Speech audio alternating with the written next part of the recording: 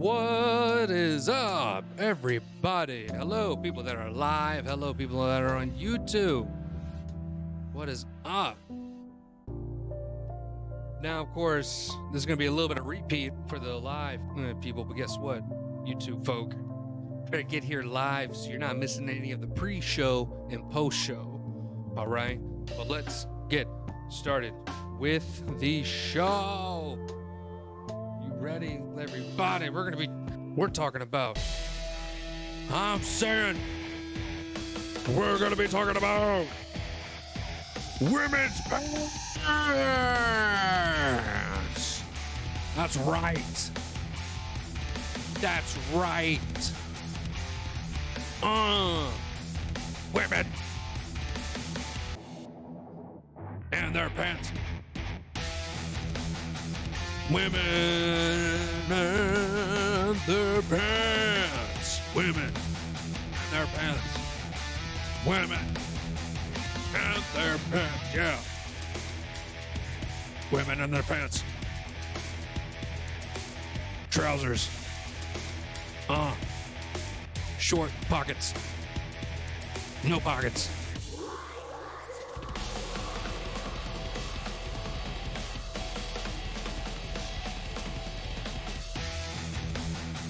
Yeah. Women and their pants. All right. Yeah. What's up, everybody? We're going to be talking about women's pants. All right. In about 2-ish hours. Okay. We're going to be learning about the history, the controversies, and what's happening in today. All right. I got a couple things on like groups trying to bring back women's pants, stuff like that. I got cool history type photos and stuff like that. It's going to be a lot. It's going to be a lot. But let's go ahead. Let's just go ahead and start off with a nice little teaser video of what the hell is going to be going on with just women's fashion in general. All right. This, well, let's just go ahead and say this wonderful piece of tape from the 1964. It's a topic on fashion. Of course, from the professionals of Dartmouth College Boys reviewed contemporary fashion made out of polyester and other synthetic materials. It's insulting, all right. Oh boy. But now let's go ahead and get right into it. What the fuck? All right.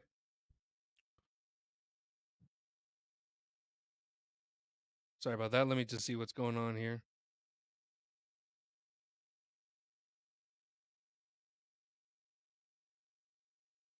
Ah.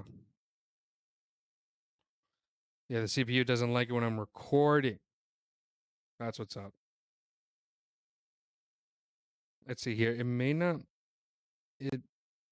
Fuck it. We're just going to do this how we do it. All right. Let's get back to it. All right. Yeah. No, let's get back to it.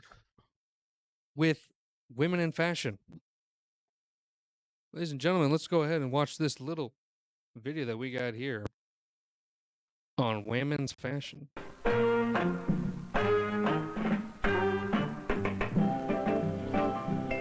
The young go-getters.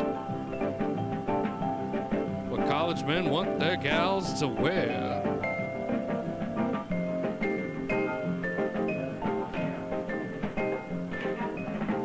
This looks like a porno.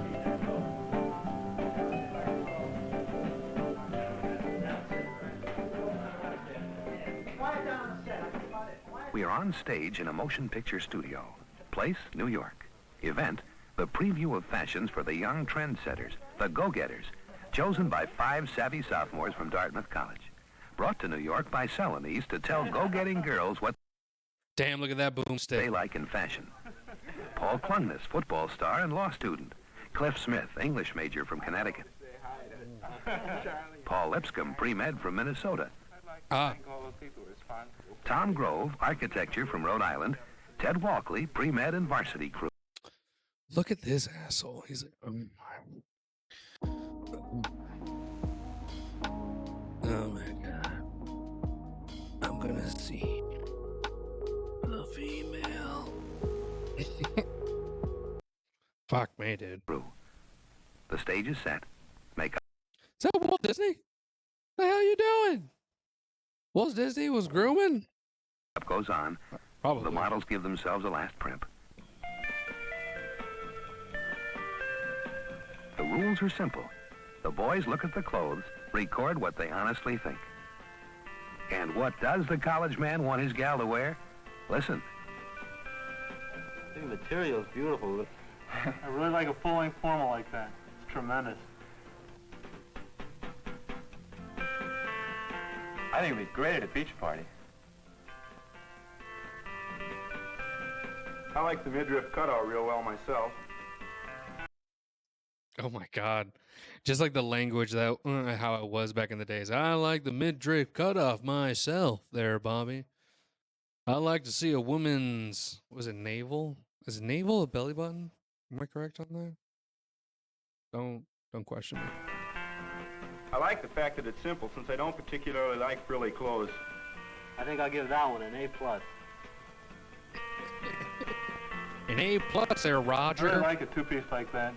I especially like the contrast between the solid denim and the plaid bottom. A lot of girls are wearing those to the beaches these days. Bikinis were in '64, and I think they'll be even better in '65. They got better in 2000s, my friend. Oh my god. Oh, is it? Let's see here. Sorry, I'm still messing with stuff on here because my ADHD just kicks in. That would really be great for the Honda type class. Very She's. My guy just say confused her with the car? sporty outfit. Very contemporary. Ah, those yellow stockings. Me too good. The short skirt looks good on this girl because she's got good legs. But it should be worn longer on other girls. Oh! Oh, hell no!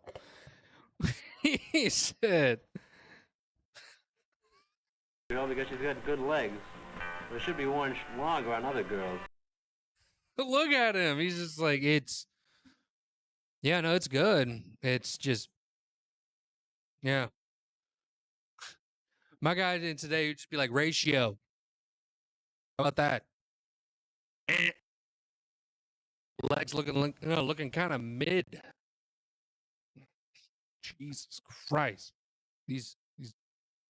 Ugh. Fabric looks as though it would hold its crease. Very neat. I'm glad the trend's away from baggy clothes. These clothes give girls a little shape. I really like that. I like that dress real well. I think it'd look real good with the jacket off, too. I'd make a nice casual cruising or sailing outfit. I like the bold, contrasting colors for today's sportswear. I like the bowl. The bowl. It looks neat, and I especially like the collar. Should be very practical, too. I think the cuffs the ruffles are a little too formal for casual wear. I like the sunglasses, too. Hey, there you go. Wow. I like it. I like a medium-length shorts like that. A little bit of progression there. We got the okay on the pants. I think a white dress like this is definitely best for playing tennis. I like that bow on her hair there. It looks real sharp. I like that combination. It looks real nice. Very sophisticated. Very sophisticated. I think a dress like that would look real good at an informal fraternity party at Dartmouth. I like the... It's very flattering for a taller girl. I think it look great on any girl. Yes, I like it.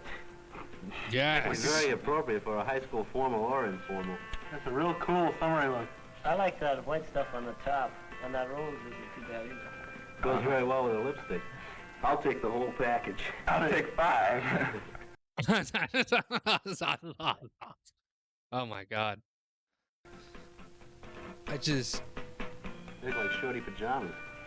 Looks like a real nice play outfit. I'll play.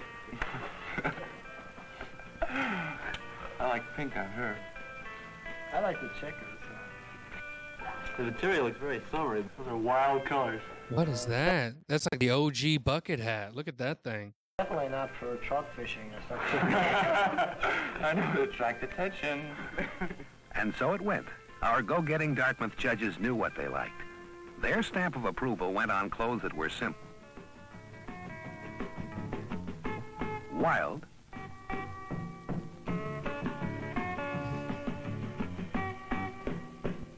fun,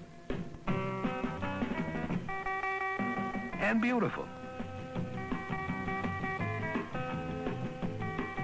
Oh my God. Often their judgment was based on performance. Will the fabric hold its crease? Will the white turn yellow? Will the colors stay bright? Yes, these fashions will perform because they're made with the Celanese contemporary fibers Arnell and Fortrell for go-getters like you.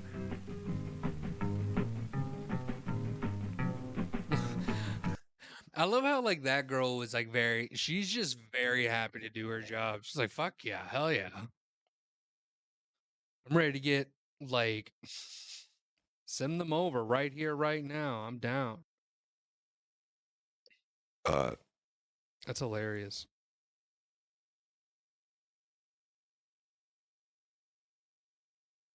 Let's see here. Sorry, I am constantly messing and altering so much of this shit. Because you know how it goes, students. Can't have anything nice in this world. Nothing contemporary. You know how it goes. Boop. How much top can I pull? Can I go full top? Yeah. Oh. Hey. Oh. All right. Sorry. Let's get back to it. Want to know what to wear with what and where to wear it? This little book gives you all the answers. It's a gift from Celanese. What was it? Wait. What was that? What was that? What was that? A guide to fashion and beauty for girls that move, plus frank talk from Dartmouth men about what they love and hate about the way girls look. There you go. Some honest truth. I know it. Because you know who likes fashion. Fashion is going to be them Dartmouth boys. I know it. Fucking knew it. The football players, he knows what he likes. All right, women, pay attention to the men. They know what they like. Oh, ho, ho, ho. All right.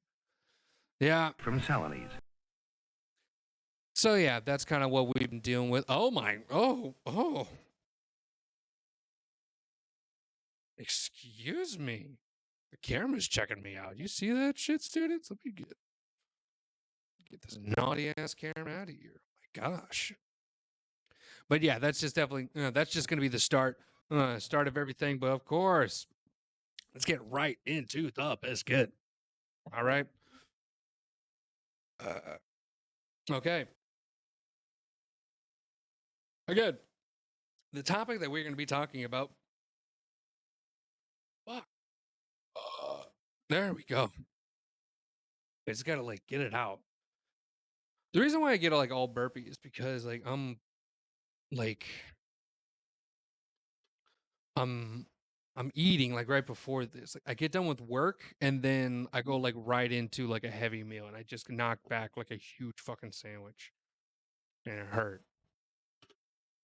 Women's trousers. That is what we're going to be talking about today. I know that you all really liked the whole what was it? The thing about me doing the things, but for right now, for at least like read a bit. Oh my god, stop. What is up with this? Oh my goodness, I'm gonna have to turn this thing down. This camera's getting perverted.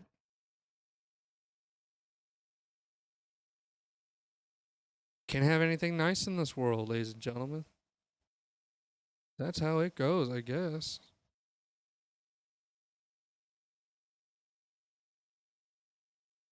All right. Hopefully that works out. It works itself out. Jesus Christ.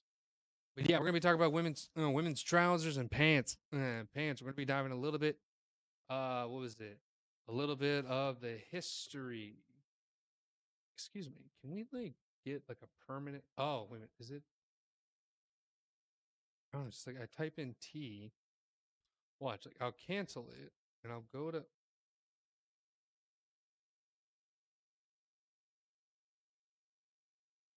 All right, cool. We're good. So yeah, of course we're gonna be talking about the Hastara. What is it? We're talking about the history. We're talking about the drama behind it, and what was it? I guess the different kinds and stuff like that. Oh, what is this? Ooh, yay! What is this? I want to become famous by followers, primes, viewers on bigfollows.com. Where? Look at that, students. Look at that. Hold up. Let me go ahead and get rid of this trolly student. No, I just want to delete the message.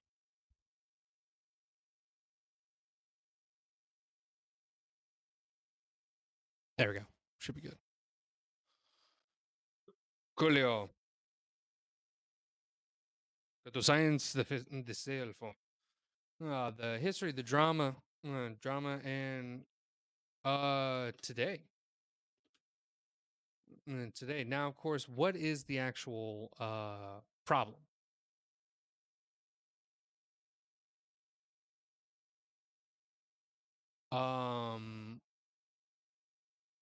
With some of the stuff that's going on. I think what was it? Limitations. What was it? At least like what was it? We got women's rights. We got fashion, probably fashion industry. Industry exploiting women. You got what was it? You got a few things here. Women's rights, fashion industry exploiting women, probably. I mean, we got the capitalism coming through, pricing that can kind of go under it all. Basically, I think it can just kind of go under that major sector of it. Kind of the main gist of what's being said here. Hold up. No, stop. Go away. No, fuck. Delete. Backspace. Delete the layer. There we go. And then P. Boop. There we go. But yeah, our main thing is gonna be fucking course.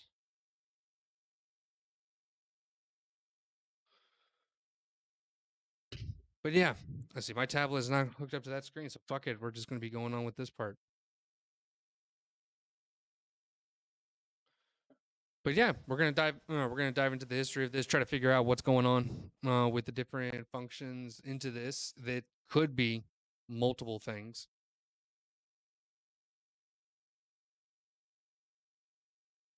All right, but let's just go ahead and get right to it,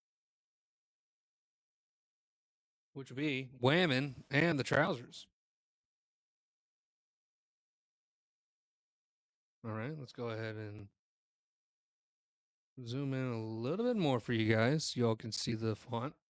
All right, let's get into it. Trousers as women's clothing. From Wikipedia, the free encyclopedia. Trousers or pants, American English, first appeared in recorded history among nomadic steppe people in Western Europe. Archaeological evidence suggests that men and women alike wore trousers in that cultural context. However, for much of modern history, the use of trousers has been restricted to men. In many regions, this norm was enforced not only by social custom but also by law. There are, however, many historical cases of women wearing trousers in defiance of these norms, for a variety of reasons, including comfort, freedom of movement, fashion, disguise, notably for runaway slaves, attempts to evade a gender pay gap, and attempts to establish an empowered public identity for women. Especially in the 20th Cool. and 21st centuries, the customs and laws restricting this manner of dress have relaxed dramatically, reflecting a growing acceptance and normalization of the practice. Various U.S. cities, in the 19th and 20th centuries, passed legislation barring women from wearing trousers. Representative among these was an 1863 law passed by San Francisco's Board of Supervisors criminalizing appearing in public in a dress not belonging to his or her sex.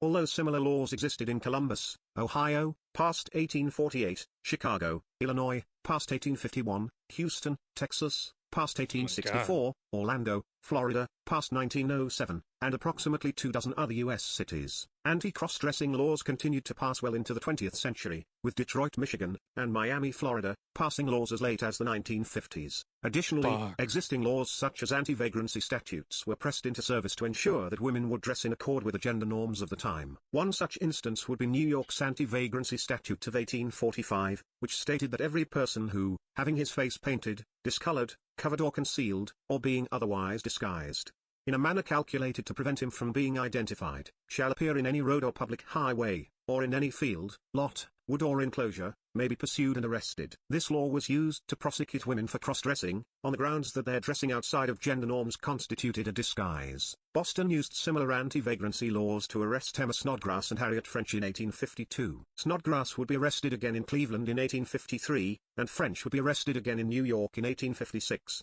French reportedly broke with convention in order to pursue job opportunities open only to men. She claimed to the New York Daily Times that she could get more wages dressed as a man. Anti-vagrancy laws were also used to arrest Jenny Westbrook in New York, in 1882 and 1883. Westbrook's case was said at the time to have awakened deep interest among the public, as it was understood that she was attempting to escape from that bondage, to which social laws have subjected the sex. Like Harriet French in Boston, Westbrook identified work opportunities as her reason for cross-dressing. Her excuse was that she could make $20 a week in her disguise, while as a saleslady in a fashionable store the pay would be only one-third that amount. The teaching of Orthodox Jews and some Christian denominations, such as the Methodists of the Conservative Holiness Movement, continue to enjoin women to wear full-length dresses, rather than trousers in order to maintain what they see as a distinction in the sexes. That's fucked. That is absolutely fucked. I didn't know laws were passed. Like full-blown laws. We got my guy here. Here. We got to bring out the What? We got to bring out the pen. Let's see here. I wonder if I can like quickly adjust this. I'm going to try to quickly adjust this, all right?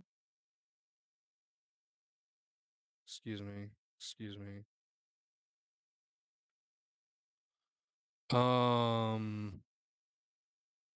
What was it? Okay. Let's get right to it. Desktop properties. Studio, no. About show express. No, that's not actually it. We want, because I want to get like the way the reason why I'm doing this is because I want to get the pen, my device, pen setting, on screen mapping. Cool. Version monitor. Okay, you stop that. Cool. Yes, monitor 1. Ha, lol. There we go. Right, there we go. That is how we do it. Now, you're telling me that within here, because there we go.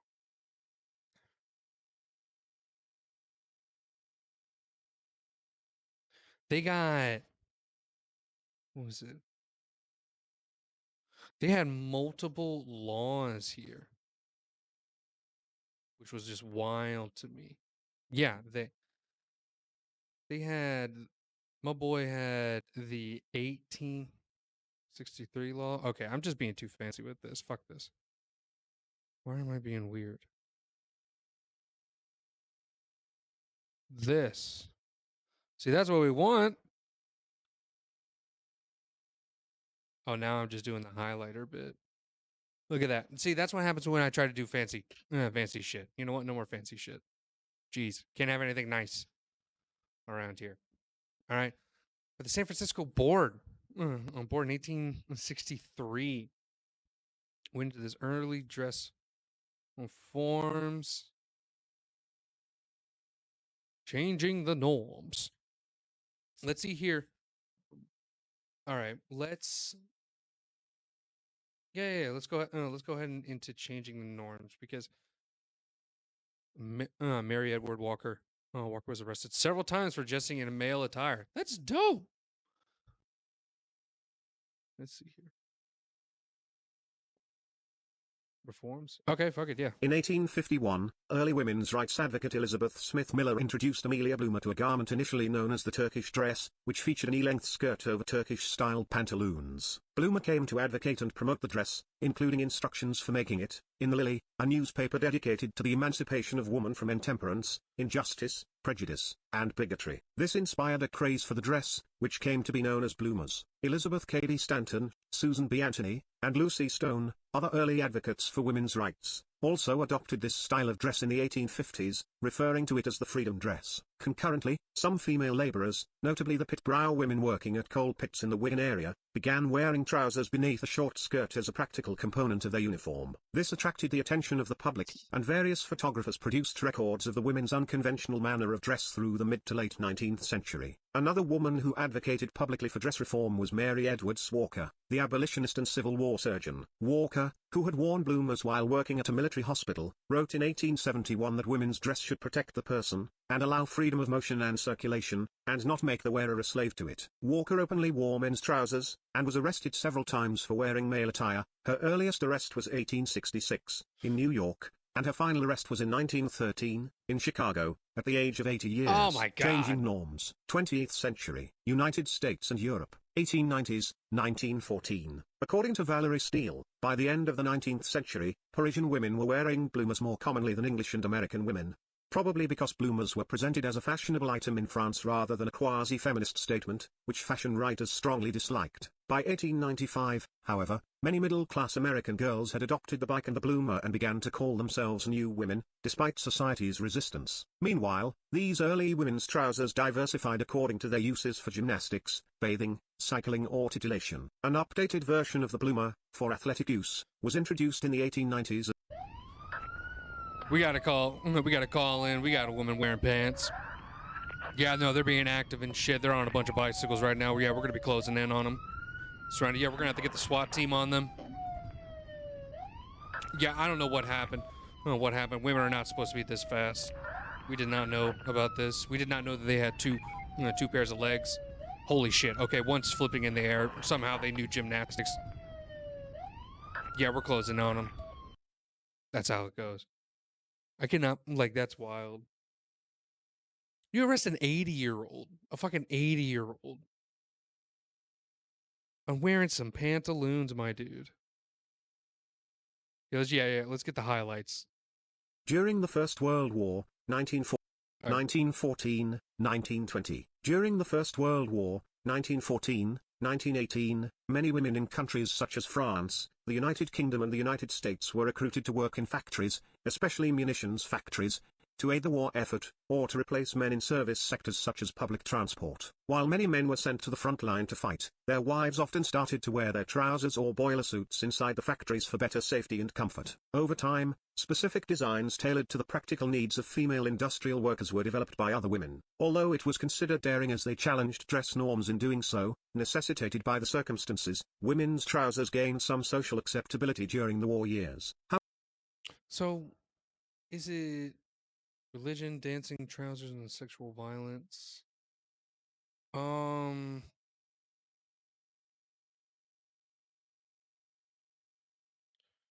lot of World War II. I'm just trying to get, like, this repeated itself on a larger scale. Okay, yeah. After we're done with this, I want to get into I want to get worldwide stuff because right now it's sticking with a lot of French and American, and I wonder if it's During the limiting post-war this. years into the early 1920s, French and American clothing manufacturers appear to have been confused on what kind of clothes to make for women, as some thought pre-war norms should be restored, whilst others sought ways forward. With economies still in tatters and certain fabrics in short supply, this forced designers to be creative, with most initially focusing on new types of skirts and dresses. Meanwhile, however, after gaining more socio-economic independence by doing paid work in the absence of their husbands, women in many countries successfully campaigned for the right to vote, obtaining more political power and social autonomy. Athleticism and sports were increasingly accepted as activities for women, wearing more convenient trousers which were decreasingly called bloomers, and no longer explicitly associated with feminist activism. Women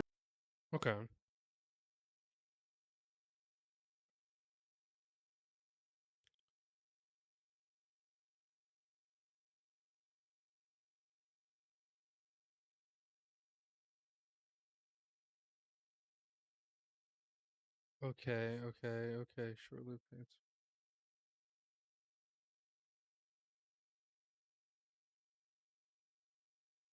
Adaptation of pants popular item of dress for women in the Western society traces its roots mid-19th century. I guess Eastern society? Cause I want to get more of a world history into this. Cause I feel like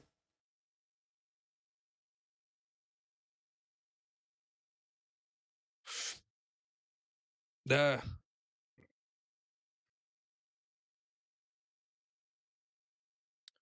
century Fisher. I mean, it may have been just that. All right, fine. We'll stick with it. We'll stick with what we got, and that's about it. Why? I don't want to edit this. Don't know what's up with that. All right. actresses Marlene Dietrich and Katharine Hepburn were often photographed in trousers in the 1930s, Dietrich famously appearing in a black tuxedo and matching fedora at the 1932 premiere of The Sign of the Cross. Eleanor Roosevelt became the First Lady to appear in trousers at a formal function, presiding over the Easter egg roll in 1933 wearing riding trousers, a consequence of not having time to change after an early morning ride. During World War II, 1939, 1945, history repeated itself. Oh. Vogue featured its first spread of women wearing slacks in 1939, 1939, 1945. During World War II, 1939, 1945, history repeated itself on a larger scale, with more women than in World War I cutting their hair and donning trousers to work in factories more safely while men were sent to the battlefields. In 1942, 1945, more American women entered the workforce than ever before. Unlike previous decades, American manufacturers did not look to Parisian couture designs for inspiration, but developed their own clothing styles, within the limits set by wartime necessity. Only cotton, wool blends, or synthetics such as rayon were available. Fabrics reserved purely for military use included pure wool, uniforms, military coats and blankets, and silk and nylon, primarily for parachutes. There was little color and ornamentation, since these were regarded as inappropriately ostentatious and unpatriotic in wartime, when conservation and self-discipline were critical. Women working in industrial work in war service wore their husbands' trousers. Okay. Unlike the interwar period, women's trousers made a lasting breakthrough after World War II, both as a piece of clothing for everyday use and as a fashion statement. In the post-war era, trousers or slacks were still common casual wear for gardening, socializing, and other leisure pursuits. Apart from leisure, however, only actresses such as Marlene Dietrich, Katharine Hepburn and Audrey Hepburn or other fashionable women such as Coco Chanel wore them in public for everyday use. In general, most women had reverted to skirts and dresses as the standard outfit in workplaces such as offices by the late 1950s. It wasn't until capri pants became fashionable in the late 1950s that significant changes began to manifest. Well. In the 1960s, André Courrèges introduced jeans for women, leading to the era of designer jeans. And in 1966, Yves Saint Laurent introduced Le Smoking, a woman's tuxedo intended for formal occasions, famously photographed by Helmut Newton in a manner emphasizing the wearer's androgyny and suggesting lesbian overtones. Lesbians.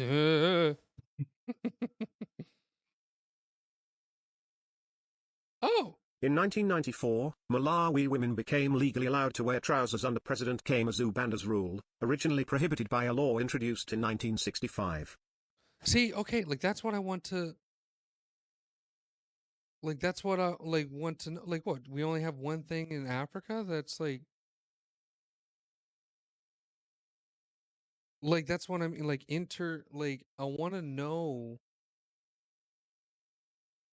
like women pants laws around the world. Finally allowed women 5 countries with strict dress codes around the world. Bizarre fashions.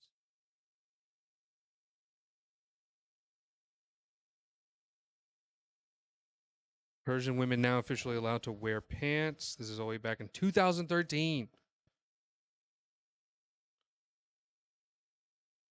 Have finally caught up with the 21st century at the end of the 20th century, for that matter. They can now wear pants.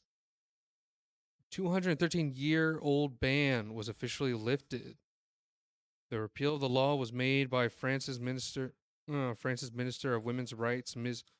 Value Beckham. Digital Journal General reports the order has been placed since 1800. Following the French Revolution, women joined the workforce and demanded to wear pants as part of the movement for equal rights. Law required that women ask permission for local authorities to dress like men. Damn. See, no, like that's what I'm talking about.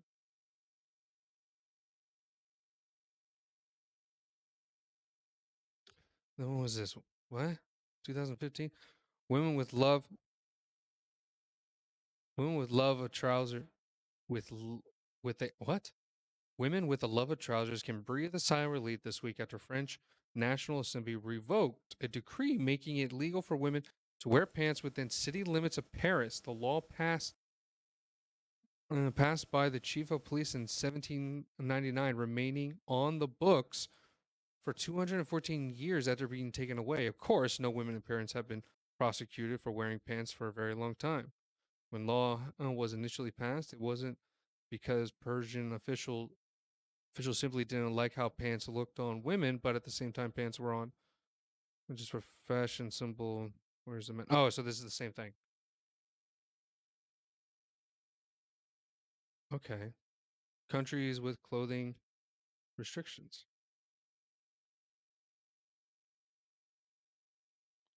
North Korea, long hair, trousers for women. Oh my God, fuck off. Man, fine.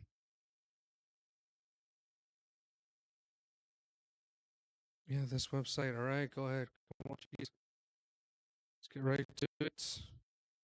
North Korea, long hair for men, trousers for women. Sudan, trousers for women.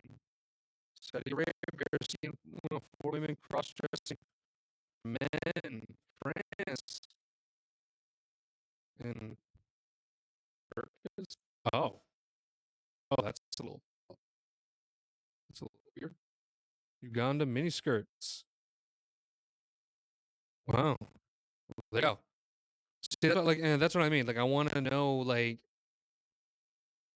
which places still have these in law today. Just fucking crazy.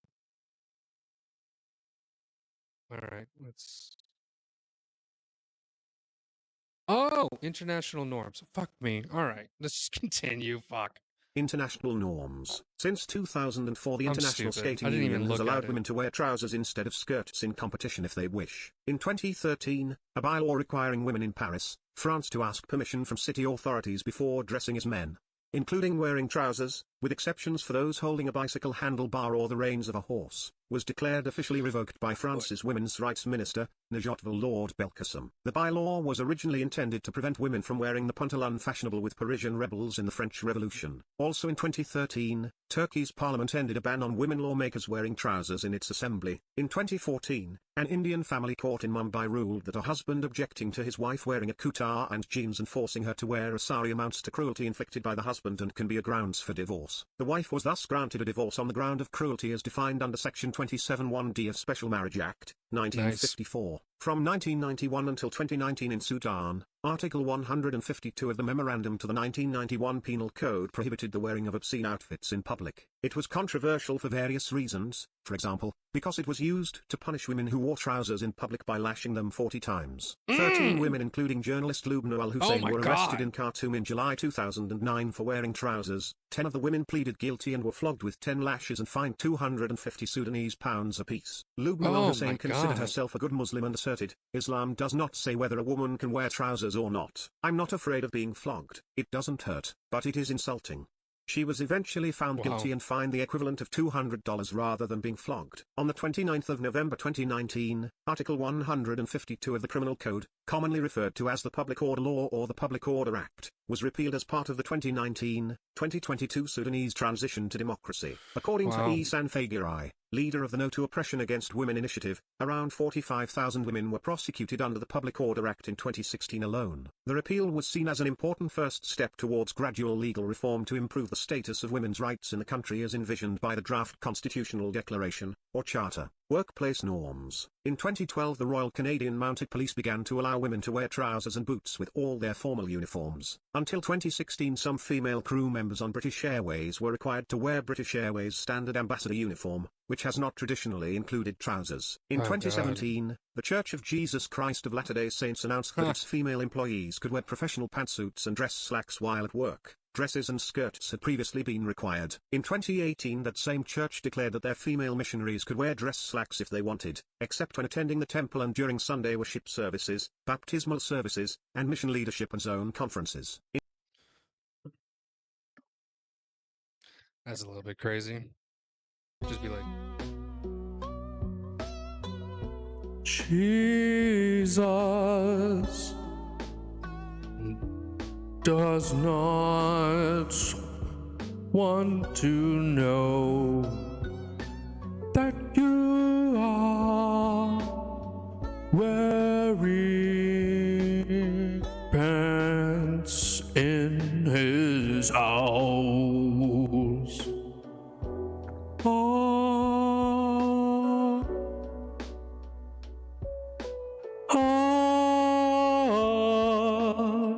Do not wear pants in the Lord's house.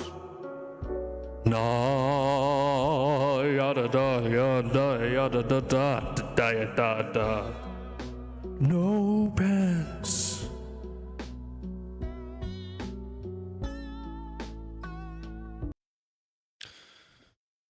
Amen, brother. Amen. I need religious music now. I don't know where I got like lo-fi shit. That's about all I got. Whatever. Hey, you get what you get. All right, don't be coming over here talking shit about my gorgeous stuff. All right, where the fuck's my...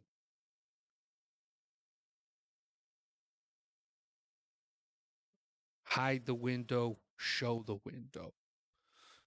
To the window, to the fucking wall. All right, cool. Sorry, I was messing with more stuff. So yeah, church. Wow, who would have thought? All right, let's get back to it. We're talking about the Virgins, baby. In 2019, Virgin Atlantic began to allow its female flight attendants to wear trousers. School norms. Most UK schools allow girls to wear trousers, but many girls still wear skirts in primary and secondary schools, even where the choice of trousers is given. In the late 20th and early 21st century, many schools began changing their uniform rules to allow trousers for girls amidst opposition to skirts-only policies, the most publicized possibly being Joe Hale versus Wickham Comprehensive in 2000. Although it is commonly accepted that girls may wear trousers to school, no test case is known to have been brought before the courts, making the legal position uncertain on requiring skirts as part of girls' uniforms. The rule is still enforced in many schools, particularly independent and selective state schools. In fact, government guidelines expressly state the decision of allowing girls to wear trousers is with individual schools, remaining prohibitions. Religion. There are a number of denominations within mainstream religions, such as in Judaism and Christianity, that wish to enforce what they see as a distinction in the sexes. as well as the prohibition of women revealing the contour legs, requiring all women and young girls to wear a long dress or skirt rather than trousers. In Orthodox Judaism, the wearing of trousers by women, which they consider to be men's clothing, is forbidden biblically under the prohibition of lo silbash in the Bible. A woman shall not wear that which pertaineth unto a man, Deuteronomy 22:5. As such, Orthodox Jewish women wear head coverings, as well as dresses whose sleeves extend beyond the elbows and hemlines fall below the knees. Methodist Christians of the conservative holiness movement believe that modern popular practice of the wearing of trousers by women blurs the distinction between men and women. Adherent Muslims teach that I like that. I like that one. It's like, is that a oh fucking damn it. It's like a Clark Kent and like Superman. That's what I'm seeing. It's like, wait a minute, is that Carol? Is that fuck? I don't damn it. I can't tell. I don't Is that a woman? Is that a woman?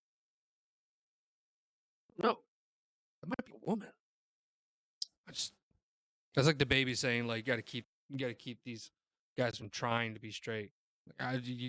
Adherent Muslims teach that trousers should not be worn by women as they reveal the contour of the legs that should be hidden to maintain traditional religious definitions of modesty, in addition to the belief that trousers are male clothing. Methodist Christians belonging to the conservative holiness movement thus wear dresses or skirts with hemlines that extend beyond the knees. This practice extends from daily wear to activities such as swimming, in which many holiness Methodist women wear swimming dresses, rather than contemporary bathing suits. Cf. Wesleyan Arminian Doctrine of Outward Holiness. The 2015 discipline of the Evangelical Wesleyan Church, a Methodist denomination in the conservative holiness movement, teaches, we require our women to appear in public with dresses of modest length, sleeves of modest length, modest necklines and modest hose. The wearing of split skirts, slacks, jeans, artificial flowers or feathers is forbidden. Moreover, we require our men to conform to the scriptural standards of decent and modest attire. We require that when they appear in public they wear shirts with sleeves of modest length. We require that all our people appear in public with but pants, hey. You can come to Bible study in the pants, baby. Hey, Dave, you're gonna be coming to Bible study here soon? Oh yeah. I'll see you soon, Jebediah. Let's talk about God. Maybe.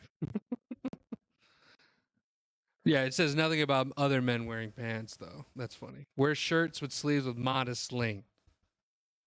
You make sure those sleeves are nice and tight for okay. We require that all our people appear in public with sleeves below the elbows. Women's hemlines are to be modestly below the knees. Our people are forbidden to appear in public with transparent or immodest apparel, including shorts or bathing suits. Parents are required to dress their children modestly in conformity with our general principles of Christian attire. We further prohibit our people from participating in the practices of body piercing, tattooing or body art. Quaker Christians, such as those belonging to the Central Yearly Meeting of Friends, practice the wearing of plain dress in which females wear dresses with sleeves that do not expose elbows and hemlines that reach the mid-calf level, or skirts that are similarly designed. See. Oh yeah, hold on. I didn't do it right.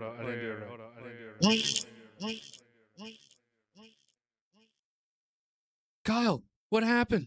What happened? Look, don't look. It's a woman's it's a woman's elbow. Wait, what? No.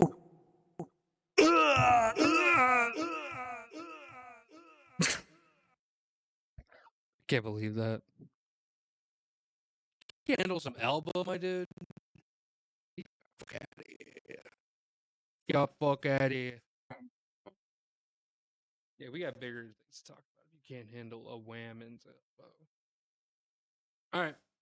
Continue. Among traditional conservative Mennonite Christians, sometimes referred to as Old Order Mennonites, long skirts or dresses covering most of the legs are required, along with head coverings. They also wear dresses and skirts because they believe men and women should be distinguished from one another, citing Deuteronomy 22:5, the woman shall not wear that which pertaineth unto a man. Right. Okay. Yeah, I get it. Women dresses. Oh my gosh, all these fucking Christians and different Baptists and just churches, stuff like that. Jeez.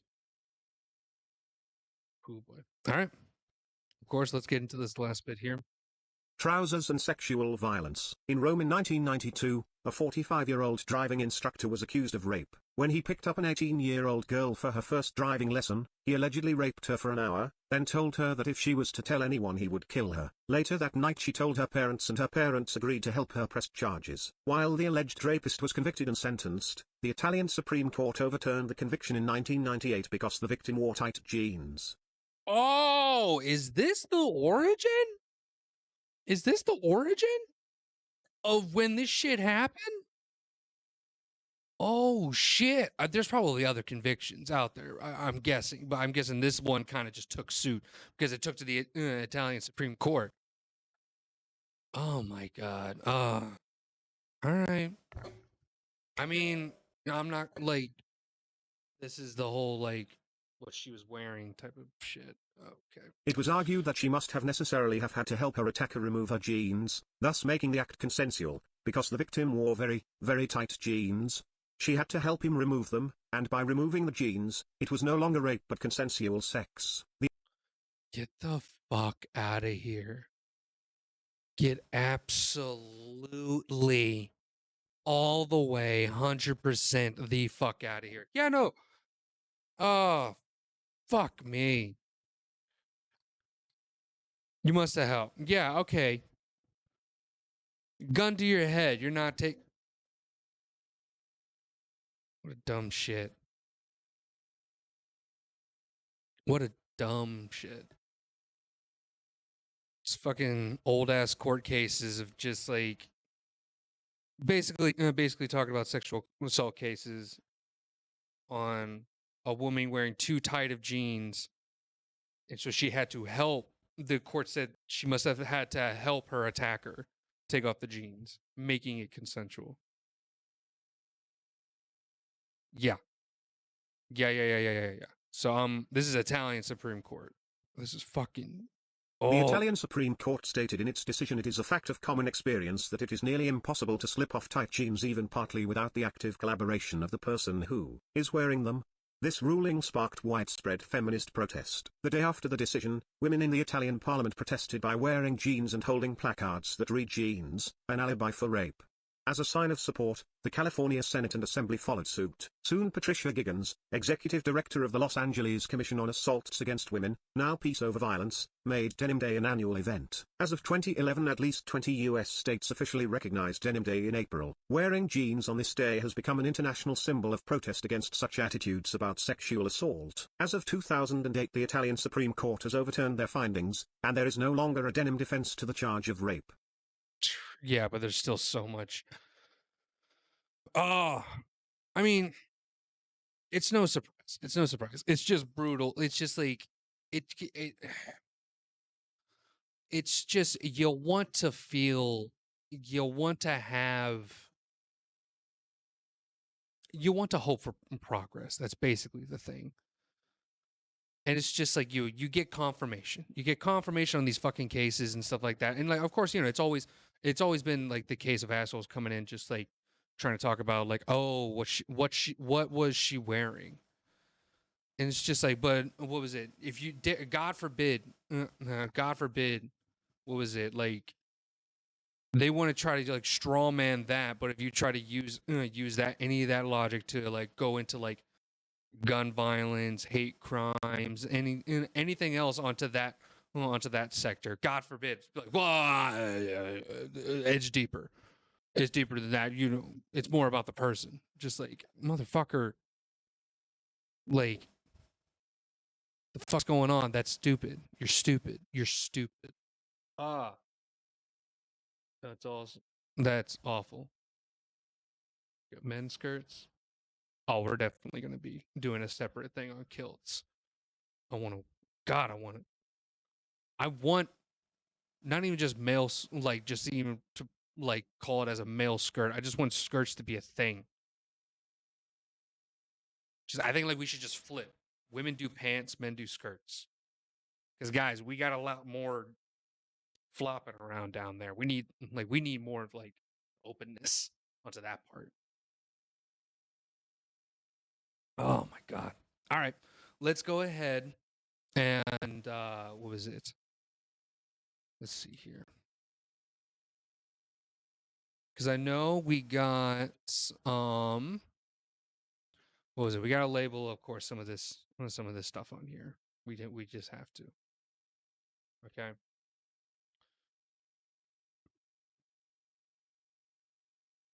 Sexual assault. That gets thrown into the excuse of it and stuff. But what was it? Before we leave this and start going into like who and what cares about this problem, obviously, fucking everyone should really care about this problem. Let's be honest here.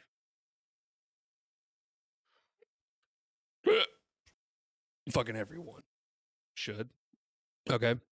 Thank you very much.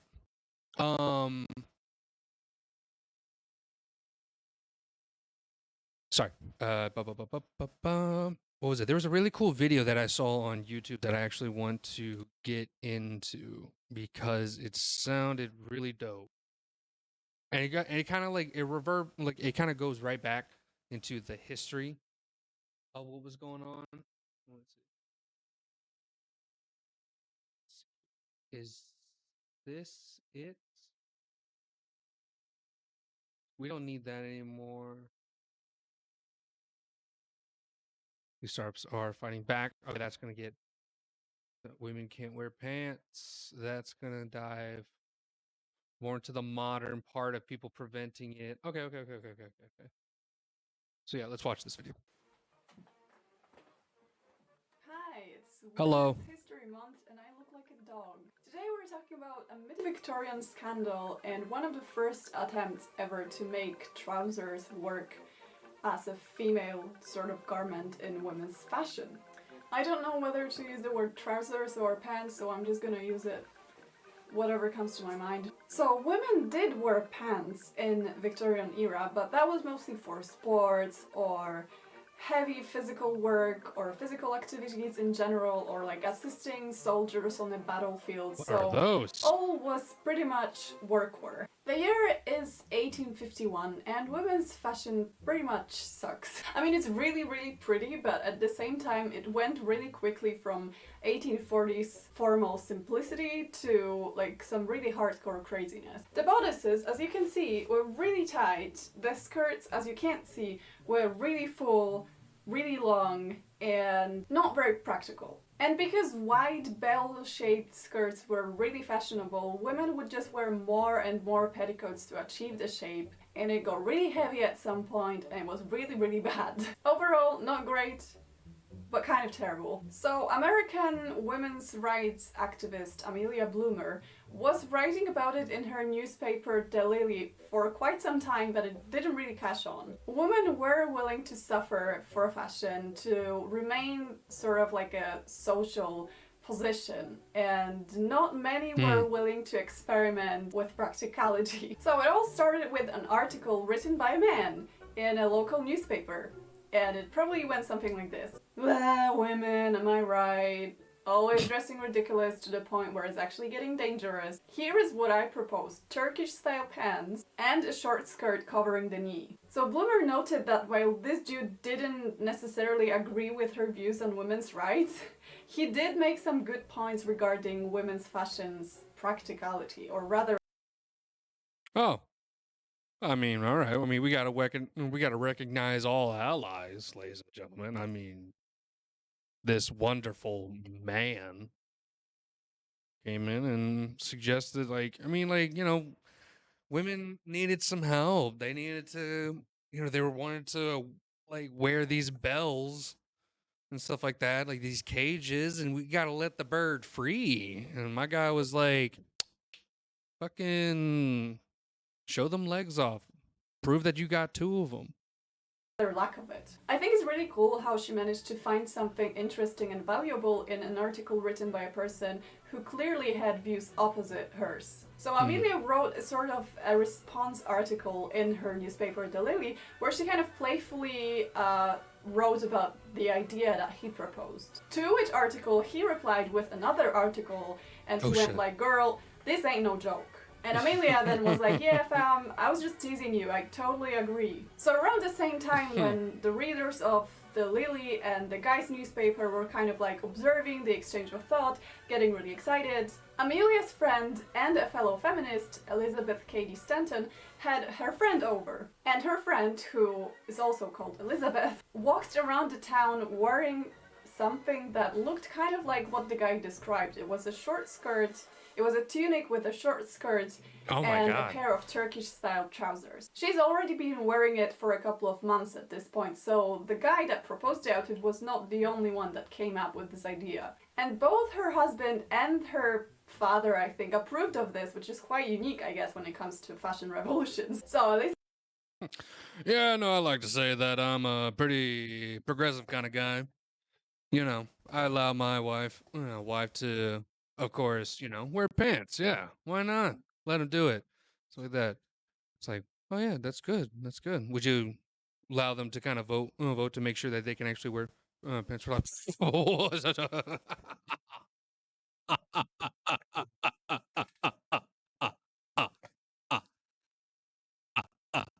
I'm sorry.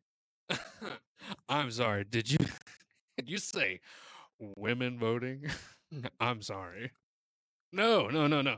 She could just wear my pants. We don't have to talk about voting. Oh my god. Shut up. Just- Please, someone go burn this person. What the fuck was that? That was wild. Cap, my friend. Cap. Huh?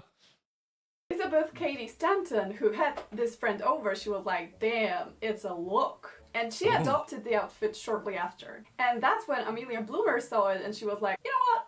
I'm gonna give it a try. So in 1851, she published another article in the Lily where she described how she adopted this new style and why she did it, and she explained everything. And she also included an illustration of her wearing the new dress, as it was called. And that's when the went down, because the readers got absolutely obsessed. The Lily was like a really small local newspaper that I think was delivered by mail, and it basically was sold in like 400 copies, and She was the OG Kim Kardashian. in that short amount of time, it went to 4,000 copies. Trendsetter. Everyone was writing to the editors, asking about the new dress, asking for patterns. This shit was shit fire, man. I fucking saw bloomers over there, rocking the skirt and the blooms. I fucking, hey, bro, so what? Head.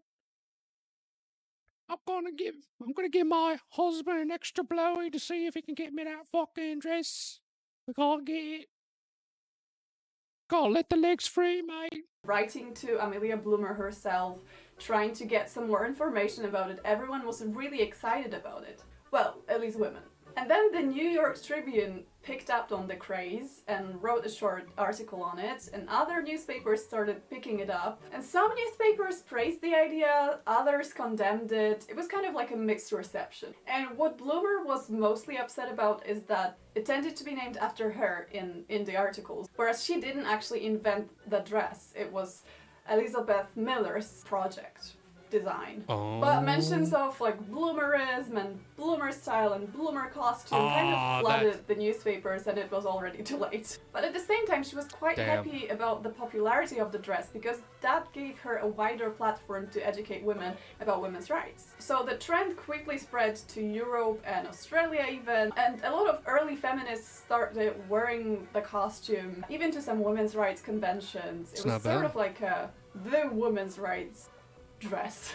And from that moment onwards, women were allowed to wear trousers freely and no one batted an eye. So, just kidding! The backlash was huge. People were kind of terrified, and the magazines were flooded with caricatures of women wearing trousers. They usually showed Bloomer wearing women proposing to men, making them play the piano, smoking cigars. I'm sorry. Sir, we have a problem. We have a problem. What's happening? Well, we have a bit of a problem with the women. Ah, yes. What is it, fine sir? Tell me, what is going on with today's women? Well, sir, Well, they're getting a little bit rambunctious. Ah, yes, yes, as what women would do, sir.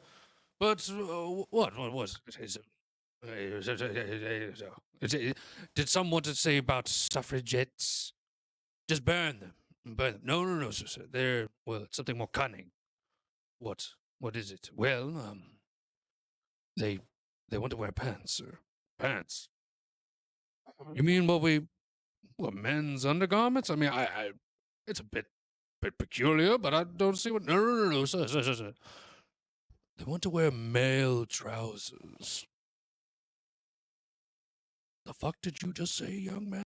I know that. They want to wear male trousers. My God.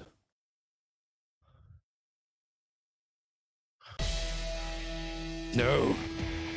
This shall not happen. Stop the engine. We must stop all women from wearing the pants. They are going to smoke cigars. Look at this. They're going to smoke the cigars. They're going to learn piano. Oh, my God. They're going to take over. Look at this. Look at this. My God. Do you want your women to be like this? Men, get your stakes. Get your flintlocks. Get your canes. We must annihilate all women! Yeah. That's probably what happened. It's crazy shit. Just men being sensitive about women just wanting to wear clothing and stuff like that. They thought women wearing this stuff like, oh, that's a woman proposing to a man. How could that ever happen? Just because they wore pants. Maybe it's because they're wearing the pants of the relationship. Probably. Look at this, she's shocked. And making them play the piano, smoking cigars, attending gentlemen clubs, neglecting their children, beating their husbands, drinking heavily, generally speaking, doing what men used to do at the time.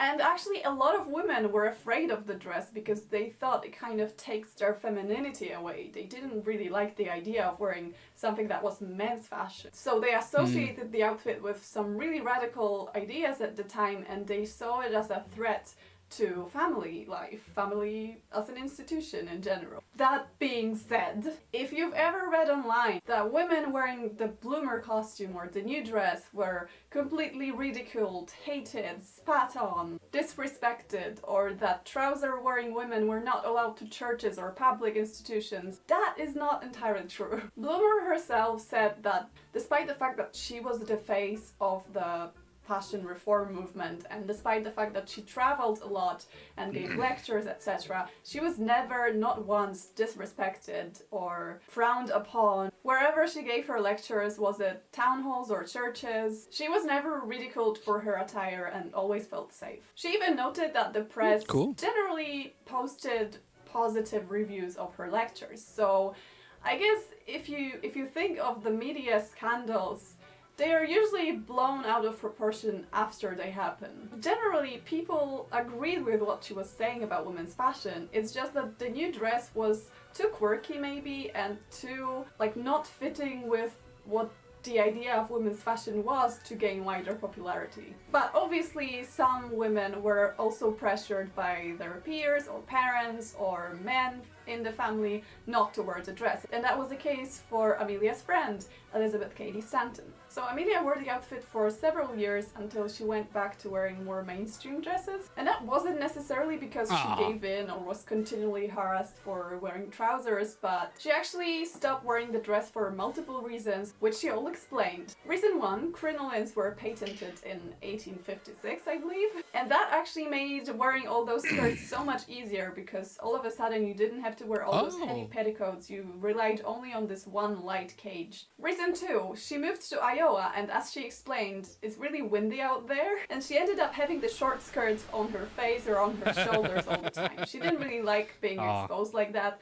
so that was reason 2. Reason 3, she just sometimes felt like wearing something nice and feminine, which is okay even for a women's rights activist. And finally, she noticed that all the scandal and media tornado that was created around the dress is taking attention away from what she's actually fighting for. She wrote, and I'm gonna read this because I can't memorize it. We all felt that the dress was drawing attention from what we thought was of far greater importance. The question of women's right to better education, to a wider field of employment, to better remuneration, what the hell, of her labor, and to develop for the protection of her rights. In the minds of some people, the short dress and women's rights were inseparably connected. With us, the dress was but an incident, and we were not willing to sacrifice greater questions to it. Amelia also noted that she kept wearing the costume because of the public outrage, kind of to show everyone that she will persist and wear the costume for as long as she likes. And so she did. She stopped wearing the costume not because someone asked her to, but exactly when she herself decided to do so. And so without the leader and without the media attention, the bloomer costume sort of died out. Also with the invention of crinolines, which, as I said, contrary to the popular belief, actually made it easier for women, there wasn't really a need anymore for such drastic changes. That being said, the topic of women's fashion reform and the involvement of trousers in women's everyday fashion lived on until the end of the century and even longer than that. What happened to Amelia Bloomer? She just went on with her life and continued her work. Here is her really cool reply to a feisty sermon given by some priest in which he argued that it is said in the Bible that a woman cannot adapt men's clothing. Here is what she said, and I think it's really cool. The first fashion we have any record of was set by Adam and Eve, and we are not told that there was any difference in the styles worn by them. And they sewed fig leaves together and made themselves aprons. We are led to suppose that they were just alike. The second fashion was made by God himself, and it would be supposed that if he intended the sexes to be distinguished by their garments, explicit direction would have been given as to the style of each. Unto Adam, and also unto his wife, did the Lord God make coats of skins and clothe them. Not a word as to any difference in the cut and the makeup of the coats. No command to her that she must swathe and cripple herself in long, tight, heavy, draggling skirts, while he dons the more comfortable, healthy, bifurcated garment. So yes. Yeah, we're here on scene. You called for us? Yes, sir. This is where the murder was at. That is, yes. This man was burned to death. That is what I just saw. generally speaking, she was quite outspoken for her time. Too long, didn't watch. Amelia Bloomer was pretty cool, but people were still afraid of trousers. And my hair is falling apart. See you soon. Wear your trousers today and thank Amelia Bloomer for that. Oh, yeah. Thanks, Billy.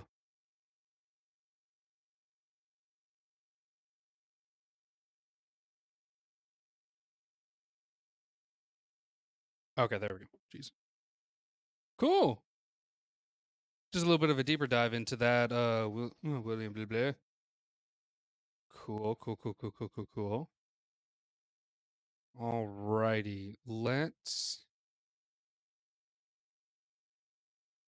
Because I know, what was it? We're kind of, usually we go along with it, but. Pip, pop, bibbidi, skippidi, did-did-dot-dot.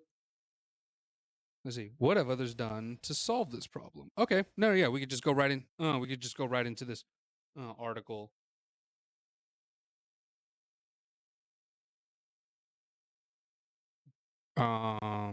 What was it? We got numerous sources. Let's get back into it. I gotta pull it back just so I can pull.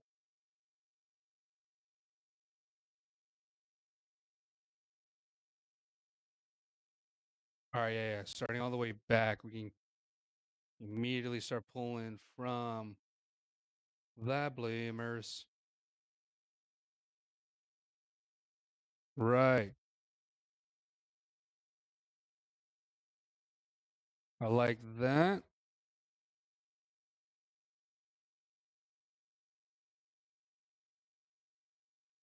introduced her to them. We got what was it? Government officials revoking laws.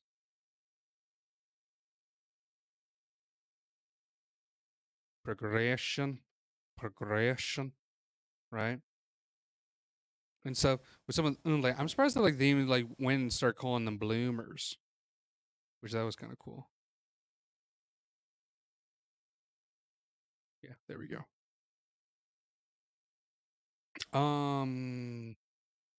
What else do we have? Here we go.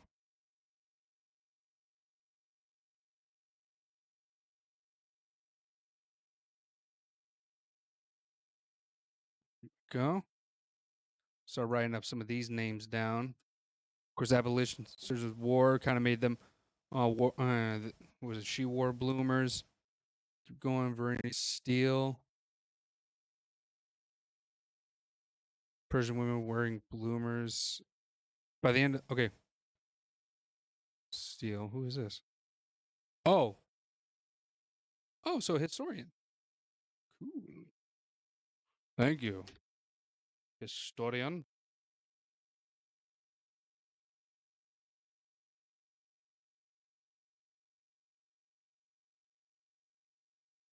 American women can bloomers.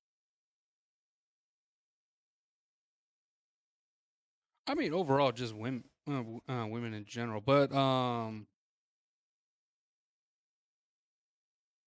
in general, let's see. There's more. Labor leader became the first woman in Puerto Rico to wear trousers in public. Hell yeah! You know, we gotta recognize all about what's going on around here. Who do we got? Who we got? Who we got? Russell photographic trousers, black tuxedo. Appeared in a black tuxedo matching fedora.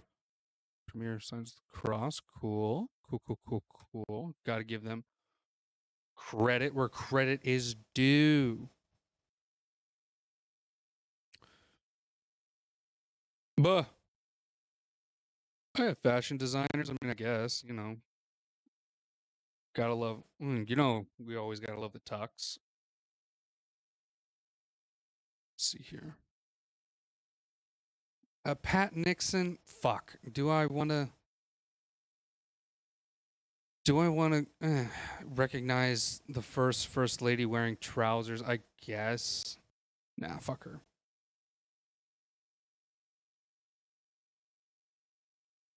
Let's see here.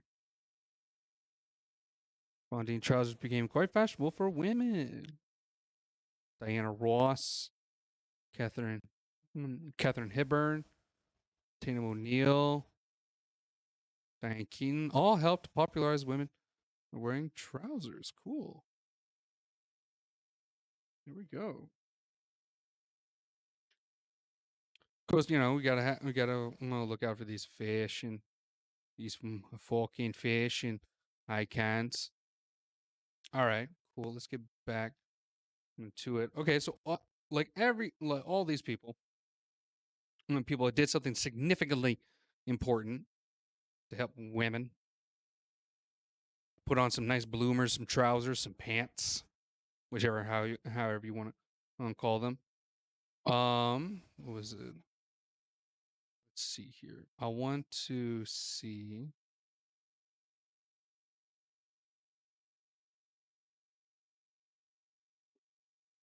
Yes, even your pockets are sexist. These startups fight back. Oh, right. Because this was like the first thing. What was it? Women's trousers and pockets. Because I know that was like a big thing.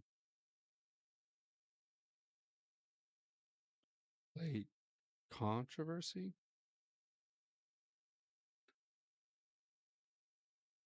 Lack of. I mean, it's overall just general lack of pockets. Lack of pockets.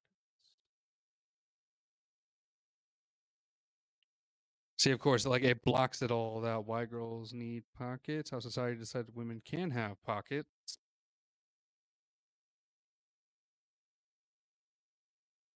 I might as well just hit this part, really. Okay, then here let's stick with this, and then we're gonna read the other article, and then we're gonna continue on because we are very much knocking out a lot of time. Can you all see that? I think you all can see that. All right, Brian. After we get done with these two articles, depending on how long they're going to be. Do you have time for this? We do not. Yes, even your pockets are sexist. These startups are fighting back. For 300 years, most women's clothes have lacked functional pockets. Thanks to a group of women-led brands, that's starting to change. She wasn't exactly the person you'd expect to take on this task. She had no background in fashion design. 3 years ago, Evelyn Frisson set out to re-engineer professional women's pants. Oh, okay, there we go. And then 3 years ago, Evelyn Frisson.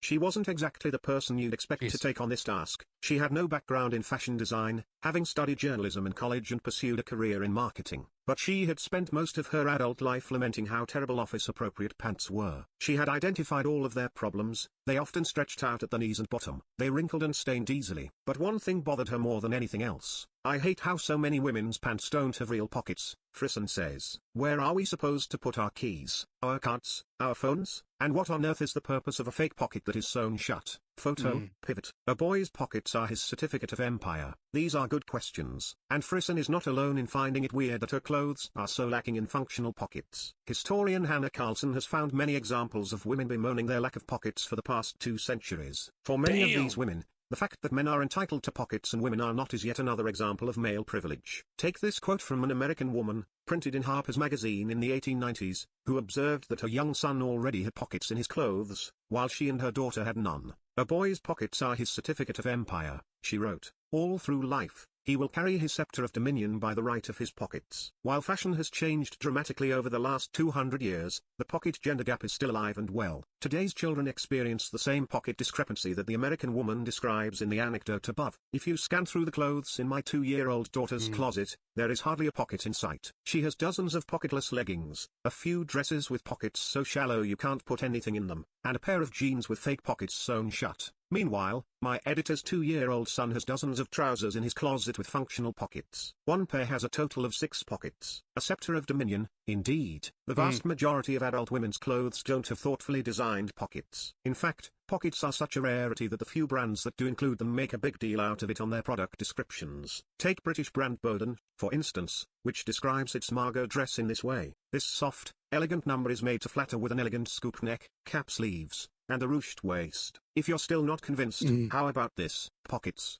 Workwear brand Lafleur has a pair of pants with deep pockets, which the website says, offer plenty of room to stash keys, mints, notes, an extra packet of hot sauce, you name it. Frisson doesn't want pockets to be a novelty. 3 years ago, she launched her women's wear brand, Pivot, that specializes in creating women's work pants. Well-designed pockets that can actually, hold stuff, are a non-negotiable for her. There's no point in having a pocket if you can't put your phone in it, says Frisson. We need to be thinking about what women actually want to carry around with them in their pockets. Back in 2015, she partnered with fashion designer Yehua Yang, who previously worked at Calvin Klein, Kaufman Franco, and Badgley Mischka. Together, Yang and Frisson have designed 4 pairs of trousers. If you scan through them on the website, you'll see pockets everywhere. In the brand's popular 24/7 slacks, there are 4 generously sized pockets that are all subtly incorporated into the garment so they don't stick out on the sides, which would ruin the body-hugging silhouette. In the Vivi leggings, there's a sleek side pocket that serves as a cool design feature, but also holds an iPhone. The loosely fitting Venture trousers has a whopping 6 pockets. And Frisson says that women often use all of them. Many women don't need to carry a handbag anymore, she says. Instead, they distribute their wallet,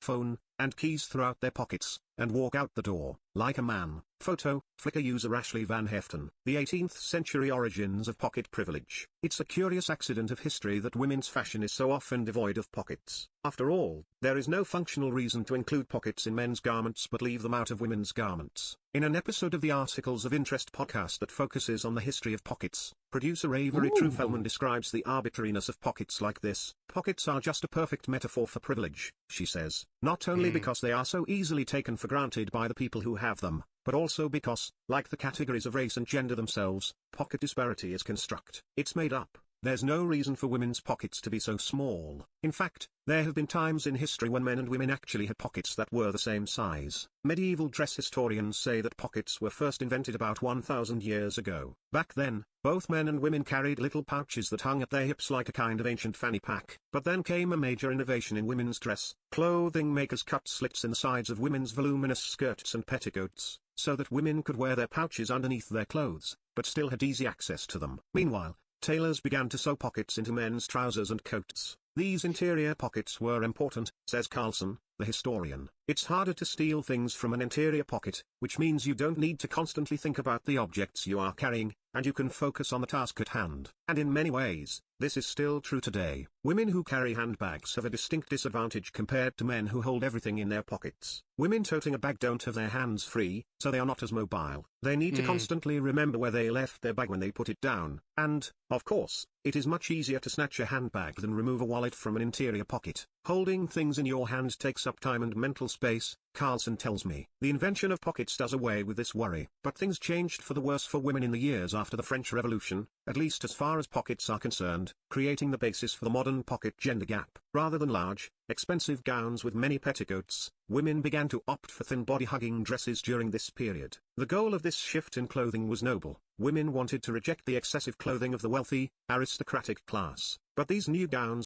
didn't leave enough room for the interior pouch, and adding sewn-in pockets would upset the curved silhouette of the skirt. Meanwhile, men still had interior pockets sewn into their trousers. For the past 200 years, this pocket disparity has continued, spurring a lot of debate about whether pockets are liberating or oppressive. For one thing, there are issues of class that intersect with gender. Working-class people had more things to carry around with them, like bits of food for breaks, and tools for the job, than wealthier people who didn't have jobs. So, throughout the Industrial Revolution of the early 1800s, when lower middle-class workers moved off farms and into factories, not having pockets was a sign of freedom from work and worry. And, by extension, the fact that many women were pocket-free also meant that they were above everyday concerns. The other side of this argument, that by denying women pockets, you assert that women don't have a productive role to play in society. In other words, not including pockets in clothes sends a message to women that their place is at home, rather than out in the world. Carlson believes that pockets are not just about what is fashionable, but about deeper social beliefs about gender. This is a design issue, but one that takes into account women's supposed social roles, she says. I don't think you can divorce the two. This has to do with questions about the public spaces where women are allowed to move. What is the point for women to have clothes outfitted with pockets if you also believe that their place is in the home? The pocket revolution. This is still a relevant point today. While men in the workplace have all the pockets they need to hold their wallets, office key cards, and smartphones, many women still don't have designated space in their clothing for these items. Photo, Pivot, Argent. So much of women's workwear is designed to look good,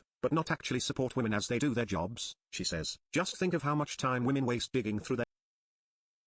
So it's no surprise that much of today's pocket innovation is happening with women's workwear brands. Sally Christensen, who co-founded women's workwear brand, Argent, 2 years ago, believes that the lack of pockets in clothing impacts women's productivity in the workforce. She spent years in finance and technology, wearing pocketless trousers and blazers to work, and saw firsthand how this aggravates the gender disparity in the workplace.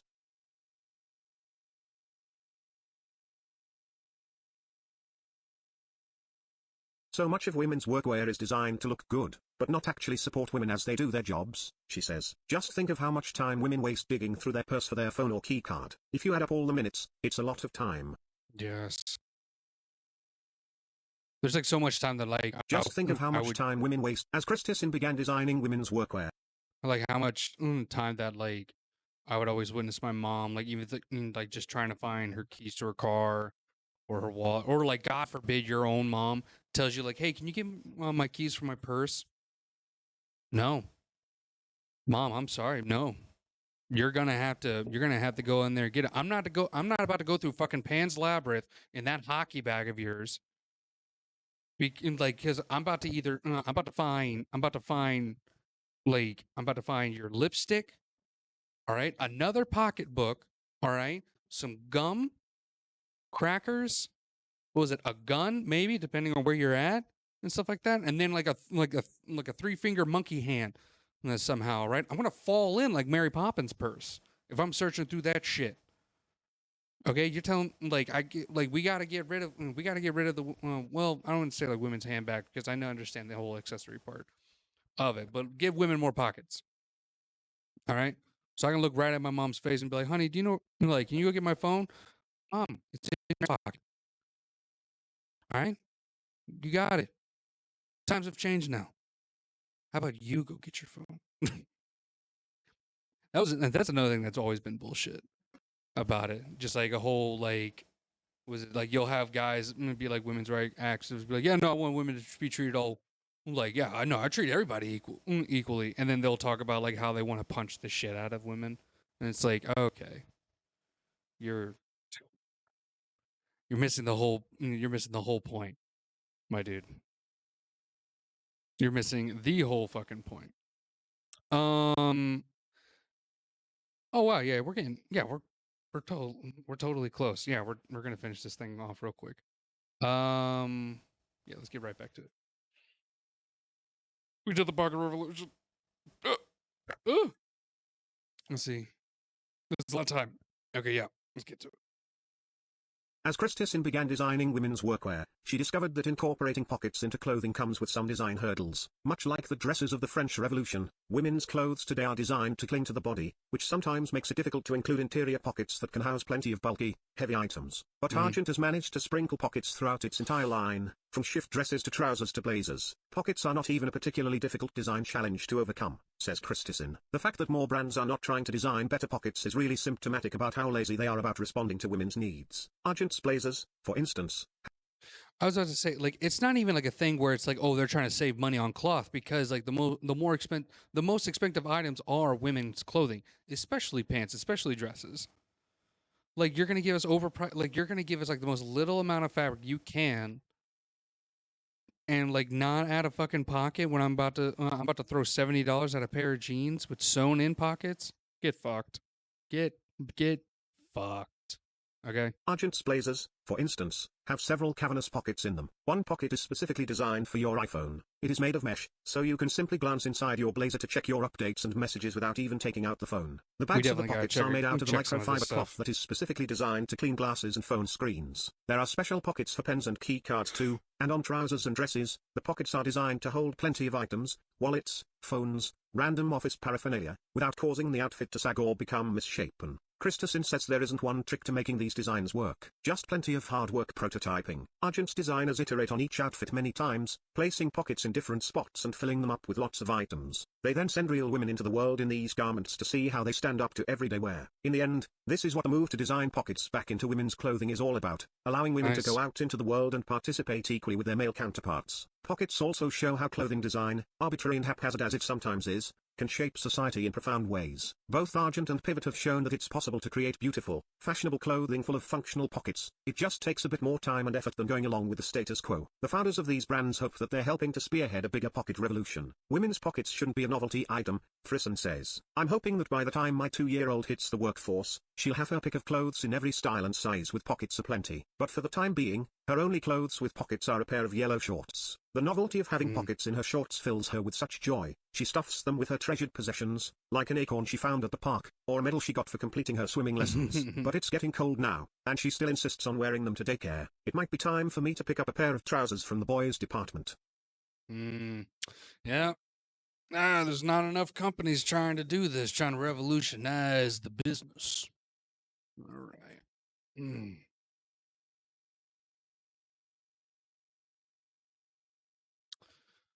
All right, let's check out this Medium article. Let's see here. Support this blog. Sign up for Medium. This is very recent. 4-minute read. Jennifer Arpovi. Women can't wear pants. What? No.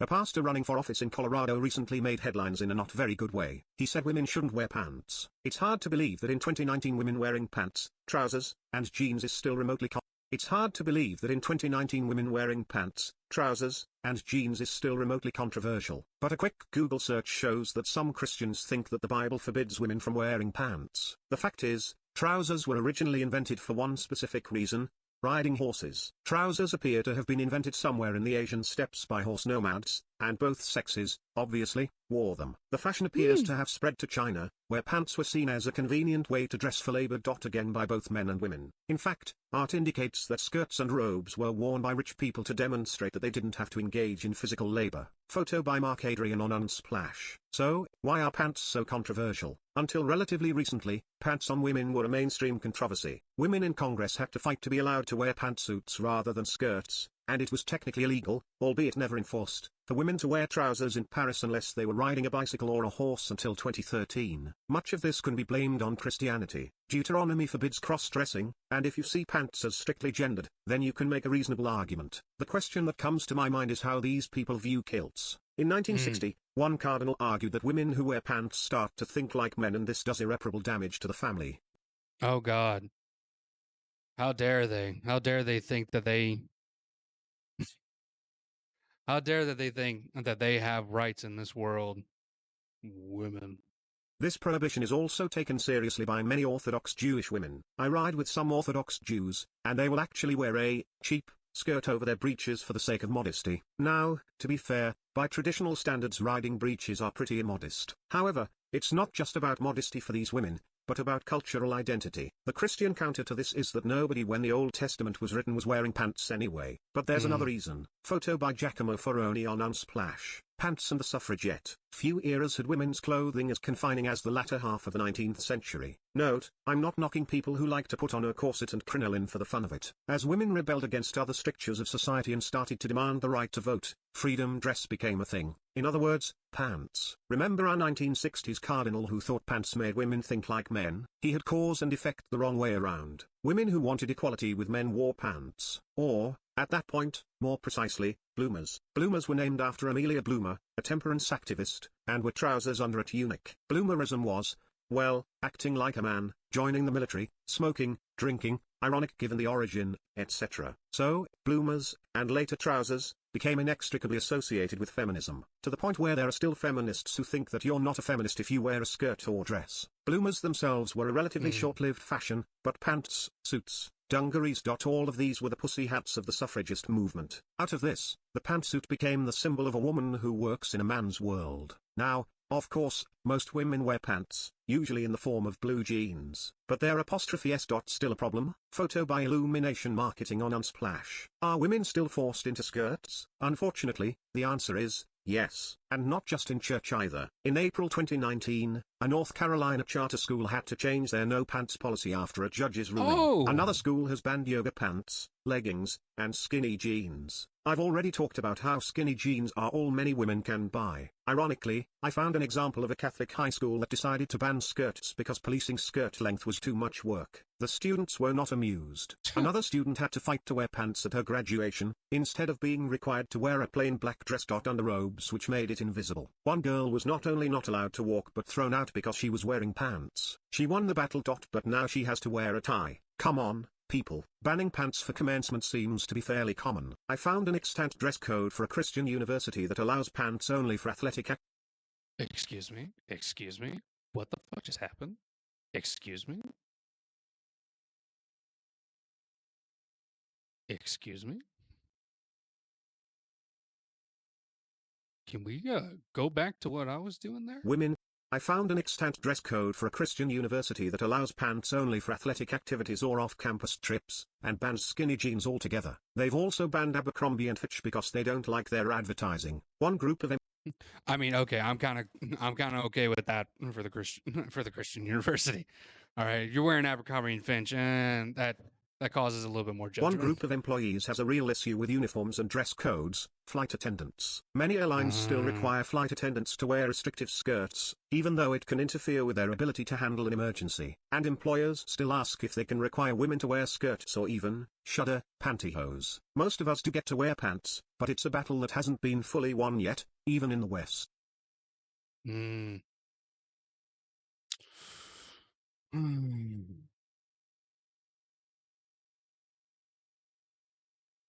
Those aren't they're cut out to be.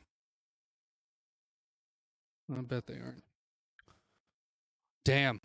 Damn. Some wild stuff. Interfere with their ability to handle emergencies. Oh yeah, like asshole was talking about how much they're worth and they're required to be duct taped to a seat. Well, you know what I'm talking about. You know what I'm talking about. All right, ladies and gentlemen, we got 20 minutes left. Okay, let's try to get back. Let's try to get our notes down. All right. I think we figured out what exactly we need to do. All right. Let's see here. Let's get so yeah, this all belongs in the third. Okay. What have others done to try to solve this problem? There's been a lot of people trying to solve this problem. Excuse me, you are supposed to be. Wait, what's happening? Okay, yeah. What am I talking about? Okay, there we go. What have others done to cause this problem? Mainly, uh, you know, religion, religion in general, men in general, governments, governments, and the reason why. Wait, what am I doing? Oh, yeah, we're good.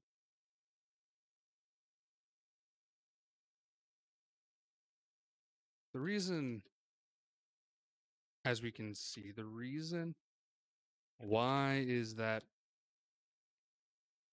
somehow the reason why, duh, duh, duh, duh, of course, women women could look like men, and that's just look like a men, and we don't want men questioning their feelings if they end up liking how a woman starts to look more like a man. Goodness gracious, that would be awful and stuff. Women, what was it? Women could what was it? Like show more. More. We're just gonna say that part. I don't know. Let's see here. Women feel more freedom, and I mean that just doesn't look right. What was it? Women. What was it? Let's see. Pants are for the workplace, and women don't work, or for the workplace, place, and women shouldn't shouldn't be there.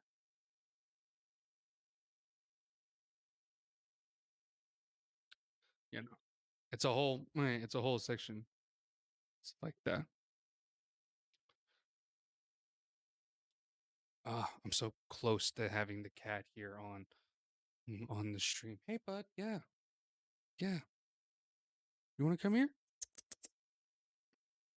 I'm trying to get him here. Come on, be famous. Help me be famous. People like cats. Come here. I got like 17 minutes until class end. The students want to see you. Yeah, bud. Come here. It's okay. It's okay. Come on. He's so close. He's so close, students. I'm going to sacrifice these 17 minutes to get up here. Come on. Come on. No. Can we get a tail? Can we get a tail? It's like I'm trying to like tease like it's like I'm an OnlyFans person. Just people are just like, can I get a toe? Can we just get a toe? Like for the cat lovers, like can we just at least get a toe? Ollie, come here, come here, bud. I'm about to be naughty and actually pull out some treats just to manipulate them. It's not gaslighting, right? If you give them the treat, it's not that, right? Like I feed you, and I love you. It's not gaslighting. No. Oh, what's that, Ollie? What's this? Is this love and affection? Is this love and affection, bud? Hey, bud. Yeah. You're right up on that. Here, let me move some stuff.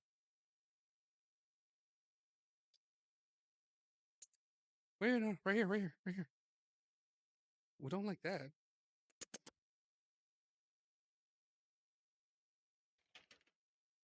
He likes the sound. He likes the sounds. Ollie, come here, bud. Come here. Yeah, students want to see you. No, no, he found the easy way. Oh, here we go. I got you some pieces. Look at that. Cat cam. Boom.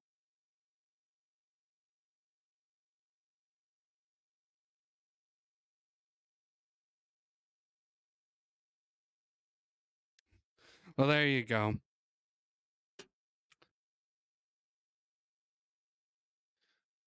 Look at that. We got cat. We got a cat on here. Just give y'all a second here. You know. All right.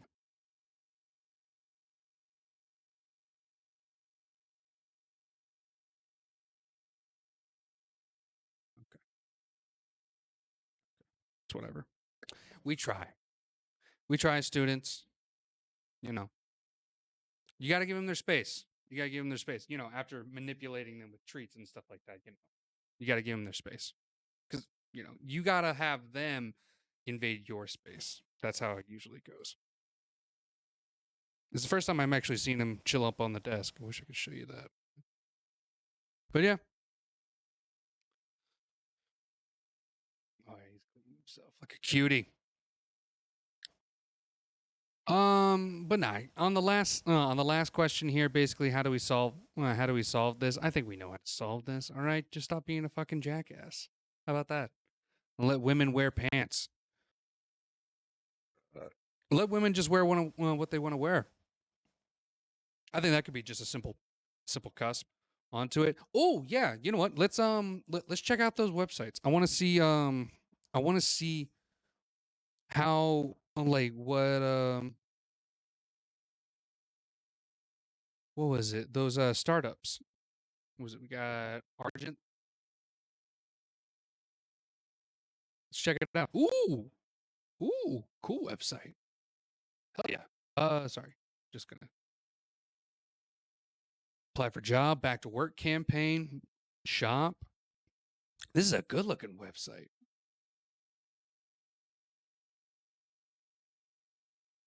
Hell yeah. Women work. The status quo doesn't. Oh, look at these work shirts. These are dope. Yeah. Keeping it fresh and fashionable. I like it. That's cool.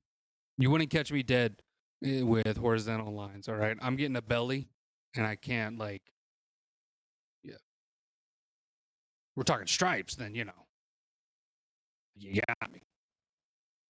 All right. And what was the other one? Pivot. Advanced. Yeah, sure. Oh, what? What happened? Hold up.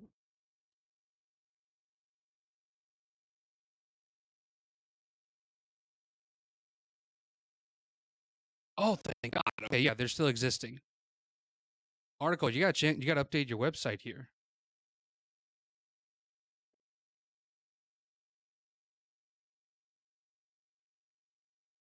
Yeah, I'm not getting any noise on this either. Real pockets, machine wash. Best sell 24-hour pants. Let's see what's up. Oh, it's like even like skinny jeans. Or at least I'm totally guessing that they're skinny jeans. I'm only really seeing, like, I'm not trying to critique them. It's like, I'm not seeing like plus size. About pivot. Let's see what's up here. Pivot is tailor. Oh, God. Here we go. What we do What we do. Pivot is tailored clothing made with innovative fabrics, designed to help driven women move freely through the lives they design. Everything in the line is stretchy and comfortable, machine washable, and iron-free. Smart fabrics from Switzerland, Germany and Japan hold shape and conform to your body in all the right places so you look and feel your best. I wear the 24/7s because I feel good in them. It sounds overly simple, but when I show up wearing something I feel good in, I show up better. Alien Sun, product owner at Mashi. No, that's true. I mean, I am right there with you.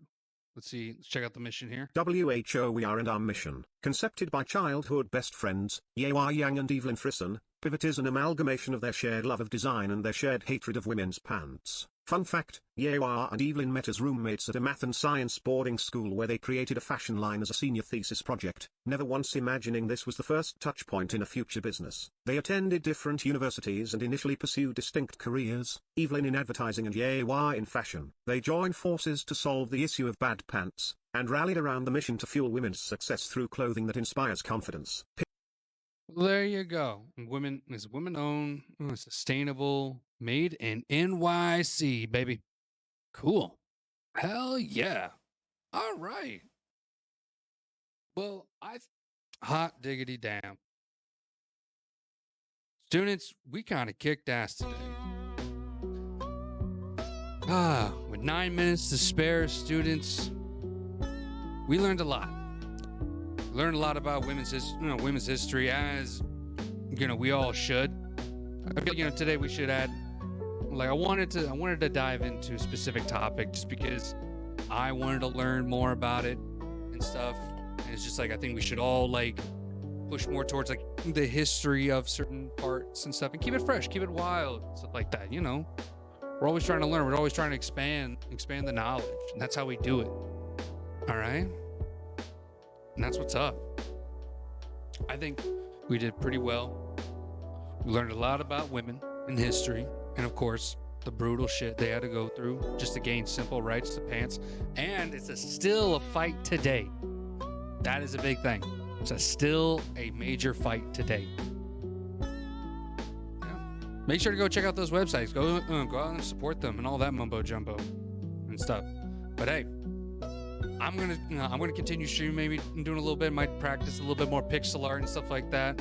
All right, for you YouTube people, you get the hell up out of here. All right, we're gonna hang out here. If you want to check out more highlights and stuff like that, please subscribe so you can get and check out all the details and stuff like that. Have fun with it. Come out and check out live. Follow if you like what you saw here. All right, my name is Professor Boyd. And that is it for this lesson. Later.